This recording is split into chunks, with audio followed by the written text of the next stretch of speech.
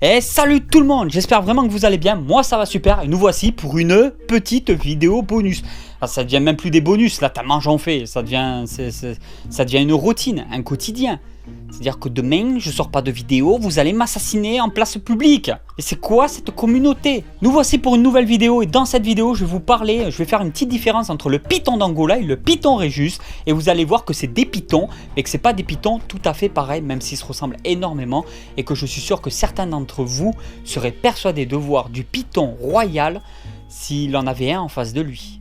C'est parti! Bon, un petit rappel pour ceux qui connaissent pas trop les reptiles, voici un python royal, comment ça se présente, coloration naturelle dans son pays d'origine, c'est comme ça, pour ceux qui voyaient pas, qui n'ont pas encore vu les vidéos où je présente un peu les pythons Régis, c'est comme ça.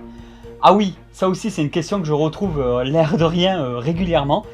Python Régis et python royal, quelle est la différence entre les deux animaux? Ben, c'est exactement le même animal, sauf qu'on dit python royal en français.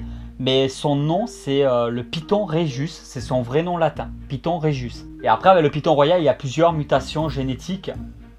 On peut partir mettons sur du spider, là voilà une petite femelle spider née chez moi. Quand tu regardes le python Régis tu peux te rendre compte qu'il a une petite bouille, petite tête. Un corps assez massif. C'est des serpents qui font des constrictions, donc tout se joue pour tuer la proie sur leur force musculaire. Ce qui fait que c'est en général des serpents assez massifs. Regardez bien la tête, un petit peu allongée, des fossettes thermosensibles. Alors voici un python d'Angola. Il n'y a pas encore de mutation génétique. Voilà, c'est tout simplement comme ça qu'il est en fait dans son milieu naturel. Donc en fait on dirait un python Régis avec une mutation génétique. La tête je la trouve un tout petit peu plus petite. Et en fait, le toucher au niveau des écailles est un peu, limite un petit peu granuleux. C'est pas le même toucher. Je trouve que le python Régis, quand on le touche, est un peu plus lisse. Et celui-là, il écorche un petit peu plus. Il est plus rugueux, on va dire, au niveau de l'écaillure. Ah, nous sommes sur un jeune mâle. Alors oui, il souffle beaucoup. Hein. Essayez de l'entendre souffler.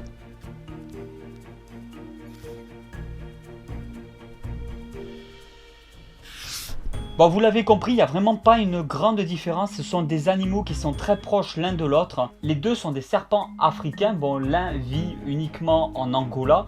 Et comme c'est la guerre civile là-bas, que c'est un peu le merdier, on ne se voit pas aller dans la nature, aller en récolter quelques-uns. C'est trop risqué, ça vaut pas le coup.